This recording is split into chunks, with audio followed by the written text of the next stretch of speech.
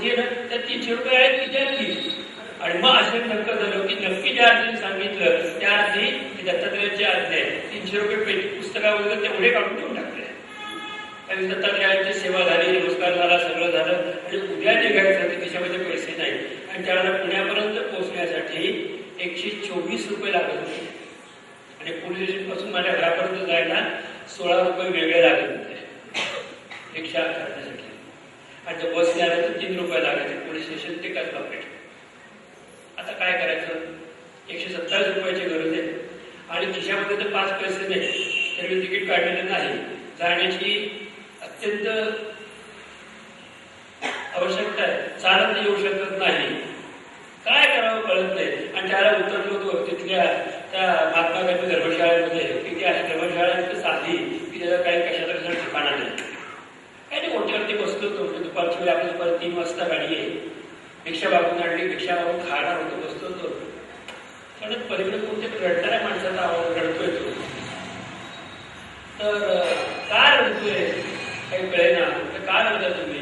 बोलावलं तर तुम्ही गेला का? हमसम सुरडा लागला.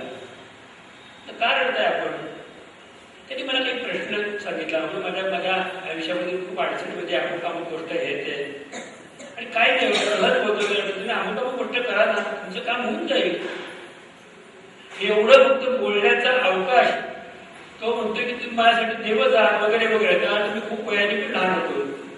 म्हणजे आधी फार फक्त वयाने मोठा आहे, बाकी काहीच नाही. तर त्या मातेचं लेकून कसे लहान बघितलं. त्या माणसाला सांगितलं मोठीचा ठोकाळा अंदाज काय असेल ते बरोबर आता बरोबर झालं. आणि त्याच्यानंतर त्या माणसाने खिशामध्ये हात घालताना आलेकडे पैसे माझ्यासोबत ठेवले. म्हणजे मला पैसे नको आणि ही दक्षिणा समजा त्याचा गुरुदक्षिणा समजा हे पैसे घ्याच, हे पैसे घ्याच. आणि तो दिले आणि तो निघून पण गेला.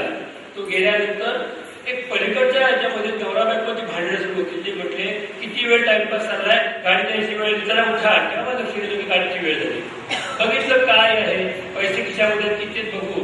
कुठे बघितलं तर 100ची 1 नोट, 10-10च्या 2 नोटा आणि 2-2 रुपयाच्या 3 नोटा आणि 1 रुपयाची 1 नोट अशी 127 रुपये. तर कोणाला दिलं? माना देण्यासाठी तो रडला होता का माझी परीक्षा घेण्यासाठी सद्गुरू आले होते? सांगू शकत नाही आपण. पण 128वा पण रुपया नाही. रिक्षेने जायची इच्छा नाही, बसने जा. कशासाठी रिक्षा पाहिजे? जनरल काशामध्ये बसून जा. कशाला पाहिजे बाकीच्या गोष्टी? कांडगावमधून पुण्यापर्यंत 127 रुपये लागतात. तेवढेच खिशामध्ये आले. मध्ये वाटेमध्ये खाण्यासाठी पण रुपया नाही दिसतेचा. चाल घरापर्यंत व्यवस्थित पोहोच. हे बघितल्यानंतर कळतं की राजलक्ष्मी कशी प्रसन्न असते. त्याची परीक्षा घेते, कठोर होते, रागावते. आणि मग आपण जर तिच्या मनाप्रमाणे वागलो म्हणजे तिला अपेक्षित तसंच आपलं वर्तन झालं तर तीच लक्ष्मी आपल्याला हाताला धरून राजपदावरतीही बसवते. म्हणून तुला राजलक्ष्मी. राजपदावरती म्हणजे मग तत्वादेव होते. अशी 3री लक्ष्मी सिद्धलक्ष्मी, मोक्षलक्ष्मी, राजलक्ष्मी. 4थी लक्ष्मी ती ग्रहलक्ष्मी. ही प्रसन्न होणं फार महत्वाचं आहे. आणि ही प्रसन्न फक्त पुरुषालाच नको, बायकांना पण प्रसन्न व्हावे लागते. बरं, महिलांवरती आणि पुरुषांवरती सगळ्या साधक एकच शेवटी. साधकाची जात एकच ती म्हणजे साधक. आणि सिद्धाची जातही एकच म्हणजे सिद्ध. आणि श्री गुरुला कोणतीच जात नाही, ते स्वयंसिद्ध आहे. साधक आणि सिद्ध हे 2 फरक आहे. पण जात एकच साधक. साधना करतो साधक. त्या साधकाला फार मोठी कृपादान करते गृहलक्ष्मी. काय कृपादान करते गृहलक्ष्मी? गृहलक्ष्मीची नेमकी कृपा काय? आपण गृहलक्ष्मीची कृपा म्हणजे बायको आज व्यवस्थित वागली, माझ्या प्रेमाने बोलली, किंवा आमचा नवरा व्यवस्थित वागला, प्रेमाने बोलला, आज टाकून नाही आला म्हणजे गृहलक्ष्मी प्रसन्न आहे, असला प्रकार काही नाही. गृहलक्ष्मीची खरी कृपा काय असेल तर काही का असेल ना आपल्या घरामध्ये आपल्याला राहावंसं वाटतं, बसावंसं वाटतं आणि आपल्या लोकांशी बोलावंसं वाटतं. ही गृहलक्ष्मीची खरी कृपा आहे. बरोबर, आता किती वेळा असं होतं की बरोबर रात्रीचे 9 वाजेपर्यंत घरात जायचं नाही. कारण नाही बाबा, घरी गेलं तर कटकटी होतात. 9ला गेल्यानंतर थोडंसं काम करायचं इकडचं तिकडचं आणि त्याच्यानंतर काय ते घरभर डोळाभर जे काय ते खायचं. त्या सांगायचं बाहेर खाऊन आलो मी. आणि त्याच्यानंतर पाणी प्यायचं आणि डोळ्याचं पाणी उत्कट पाणी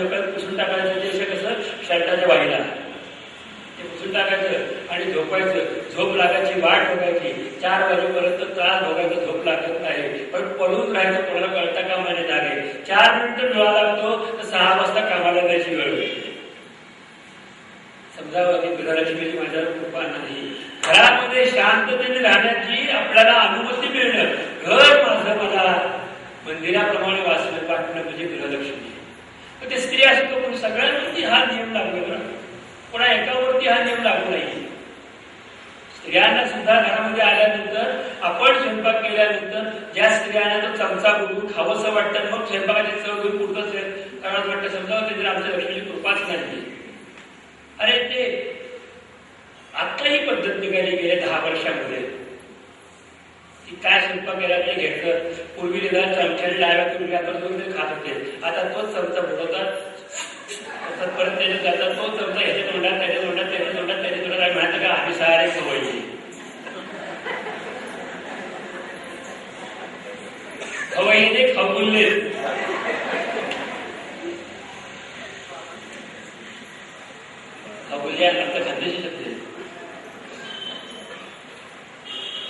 अरे अशी काही ती गृहलक्ष्मी असते, मला काय सांगू की काही नाही, घाई काम करताना फक्त तिखट टाकते, मीठ टाकते, मोजत पण नाही, असं होतं असं टाकते. मी अशी एक माऊली बघितली आहे की ती माऊली इतकी गरीब होती, अंबुताई कुलकर्णी, फार गोड संस्कार माऊलीला त्या, आणि तिला राहायच्या भिक्षा मागून खायच्या. कोणी होतं जिन्याखालची बारकीची खोली होती, त्यांची होती खोली. पण एकदा माझ्या महाराजांच्याकडे आम्ही 20 जण गेलो त्यांच्याकडे. अंबुताईला एवढा आनंद झाला. अंबुताई म्हणजे बसा महाराज, आज मी जेवायला करते, आज तुम्ही जायचं नाही कुठे. तर मग अंबुताईला बघून महाराज म्हटलं, अगं अंबू तू कुठे जेवण करते आम्हाला, तुझ्याकडे सगळं आहे माझ्याकडे, मला तुम्ही काही देऊ नका. त्या माऊलीने तेवढ्यात 3 रुपये किलोने त्यावेळेला बाजरी ज्वारी मिळायची. 1 किलो ज्वारी आणली, त्यावेळेस घरामध्ये होतं. गाईच्या पिठाचं त्याच्या अक्षरशः कढीसारखं पिठलं गेलं आणि 1 किलो पिठाच्या बारक्यावरती छान भाकरी केल्या. काय त्यांचं आणि करत असताना फक्त महाराजांसमोर बसले होते आणि दोघे गप्पा मारतात. महाराज असे बसलेले आणि ती भाकऱ्या करत असताना, आणि करत असताना दोघांची चर्चा एकच, ज्ञानेश्वरीवरती बोलणं, माऊलीवरती बोलणं. आणि बोलता बोलता दोघंही तल्लीन. एकदा कसं झालं की ती भाकरी चुलीवर तशी तव्यावरती आणि ती माऊली महाराजांच्या तोंडाकडे टळवलं बघते. दोघे बघतात, हसताना महाराज का आंबू जळते ना ती भाकरी, अशी कशी जळेल ती भाकरी, पण तुमच्यासाठी तुमचं बोलणं ऐकायला थांबली, जळलेली बघा. आणि उलटी केली, खरंच काय झालं त्या ती भाकरी झाली तयार, सगळ्या जेवण झाले, तयार झालं तर अंगणामध्ये म्हणजे आम्हाला जेवायला वाढलं. 1 किलो 1.25 किलो पिठामध्ये आम्ही 20 माणसं जेवली. आणि जे पिठलं त्या दिवशी खाल्लं प्रसाद होता, कारण महाराजांनी ते दोघं 70 रुपये दोघे बसून ते चाललं होतं. काय टाकतात तुम्ही, एवढंच मीठ टाकायचं, एवढंच तिखट टाकायचं, एवढं तेल असेल तर नाही. कशात लागतं ते वाटण आणि घाटण, तो कुठला एव्हरेस्ट मसाला, तो कुठले मसाले ते काय काय म्हणतात ते, आता सुहाना छाप मसाला, कशाचा सुहाना छाप. आणि दुसऱ्या म्हाताऱ्याचा 80 वर्षाचा माझा मसाला खाऊन बघा.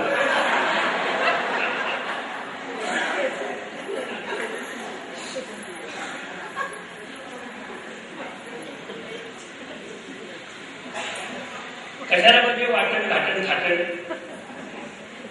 हे लावण ते लावण ते लावण ते लावण, काही नव्हतं. पण तिने जे लावलं होतं ना सगळ्याच्या मध्ये, त्यात तिचं प्रेम तिने लावलं होतं. आणि ते जे बघितलं गृहलक्ष्मीचं सौख्य ते अलौकिक होतं. त्यापासून महाराजांनी तिला 5 रुपये दक्षिणा दिली. ती म्हणजे उलट झालं की दक्षिणा तुम्ही मला देत आहे. तर महाराजांनी दक्षिणा दिल्यानंतर मला वाटलं की ती पाहिजे घेणार ते 5 रुपये. तिने 5 रुपये ठेवून घेतले आणि लगेच ज्ञानेश्वरीच्या घरी ठेवून दिले. तर मला म्हटलं आत्या विचारू का तुम्हाला, म्हटलं विचारले. तर म्हटलं तुम्ही 5 रुपये घेतले तुम्ही महाराजांच्या, मला तुम्ही घेणार नाही. मला म्हणे बरोबर आहे, तुला वाटलं घेणार नाही. मी काय घेतले माहितीये का, देणारी पण माऊली आहे आणि तिच्या चरणाची पण माऊलीच आहे. काय काम मला काय माहिती, पुढे कामाला येते नव्हते. म्हणजे पैसे म्हणून घेतलेलं नव्हतं. ती म्हटली देणारी पण माऊली आणि घेणारी म्हणजे जे ठेवले ती जागा पण माऊलीचीच जागा आहे, ज्ञानेश्वरी आहे. पुढं काय म्हणजे मला माहिती नाही, मी अडथळा कशाला होऊ. लोक म्हणतात की पैसा पुरत नाही. एकच विनंती सांगतो, पैसा पुरत असा आहे की गृहलक्ष्मी कुठेतरी कमी पडते. घरामध्ये स्त्री संध्याकाळी दिवा लावा, आल्या गेलेल्या कमीत कमी पाणी विचारा, तुम्ही निदान प्रत्येकाशी बोला. जो घरामध्ये येईल त्याला कमीत कमी पाणी द्या, कुंकू लावा, आल्या गेल्याकडे बघा. बघा ती गृहलक्ष्मी अशी प्रसन्न होईल की तुमच्याच घरात तुम्हाला मंदिराचा अनुभव येईल, शांतीचा अनुभव. लक्ष्मीचं चरित्र ऐकायचं म्हणजे काय? भगवंत भागवत लक्ष्मीचं ऐकायचं म्हणजे काय आहे? नुसतंच आहे का हो? माझ्याकडे किती पैसे? बँकेमध्ये 1,68,000 रुपये आणि रोख 50,000 घरात आहेत आणि नंतर काय? सारखी चिंता, पुढच्या महिन्यामध्ये मुलाची फी भरायची, त्याच्या पुढच्या महिन्यामध्ये हे करायचे, त्याच्याकडे लग्नाला जायचे, तिकडे ह्याचं काम आहे, तिकडे ह्याचं काम आहे. खरं सांगायचं सगळी गोष्टी होत्या. रडतो कशा रे बाबा? वर्षाची गोळाबेरीज मारली तर 12 लाखाच्या खाली खर्च नाही आणि उत्पन्नाची गोळाबेरीज मारली तर 4च्या पुढे जात नाही. वरती 80 तुझ्या बापाकडनं 80 तिला शरण जा. ते तुला असे काही मदत करेल की जे अनावश्यक खर्च ते होऊच देणार नाही. त्या हाताला धरून पुढे येईल. का हातामध्ये पाठी पेन्सिल बसावं लागते? काय करावं लागते? आमच्या श्रीमद भागवतामध्ये फार छान कथा आहे. त्या भागवतामध्ये 1980व्या अध्यायामध्ये एक कथा येते, दशमस्कंदाच्या सुदामाची कथा येते.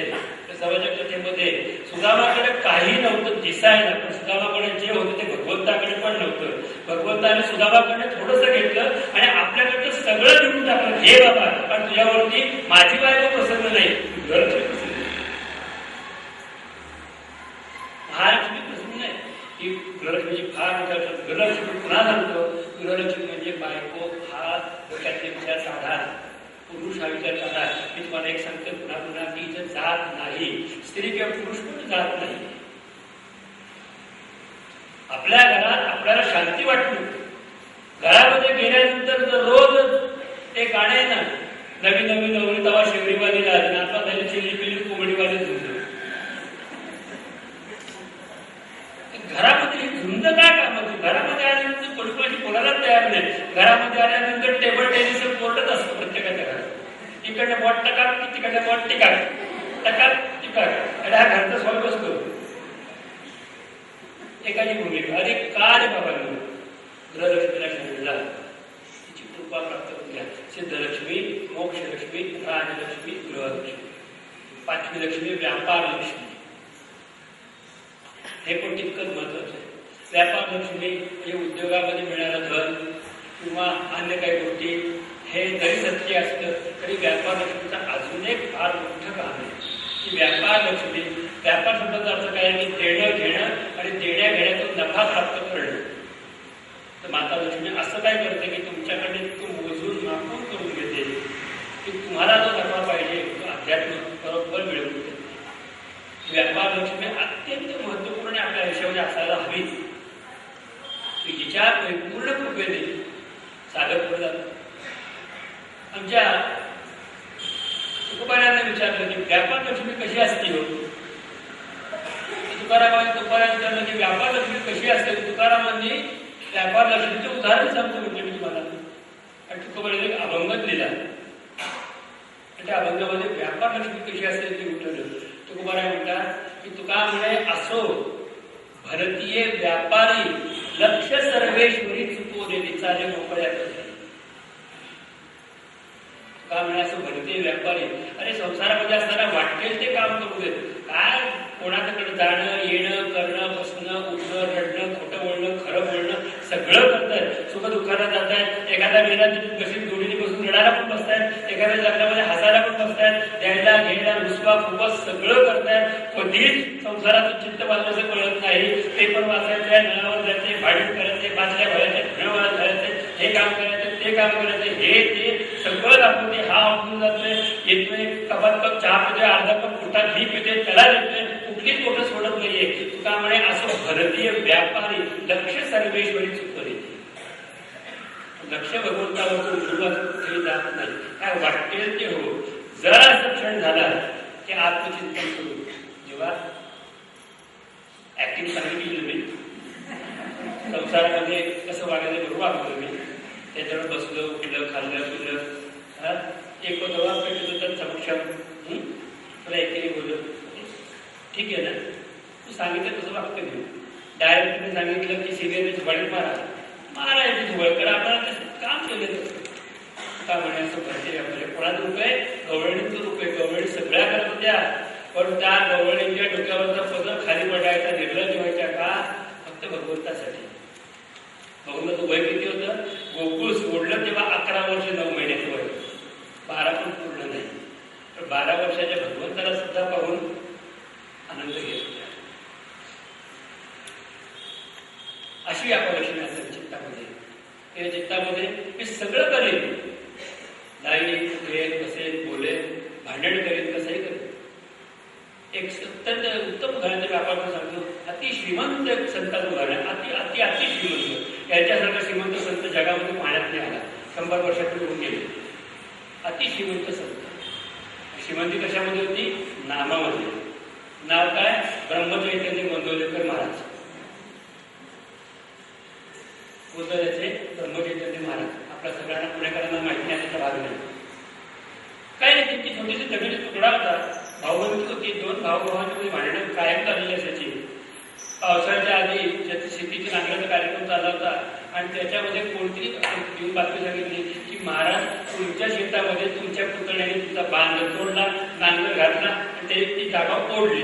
जागा ओढली, महाराज उठले, लाल लाल लाल झालं, झाले गेले आणि त्यांनी ते नांगर डोक्यामध्ये आल्यामुळे नांगर त्याला मारायला उठले. तर लक्ष्मी काळ केली त्याची पार सगळे पितर उद्धारले. हाता पडदा खापर पडदा सगळ्यांचा उद्धार केला.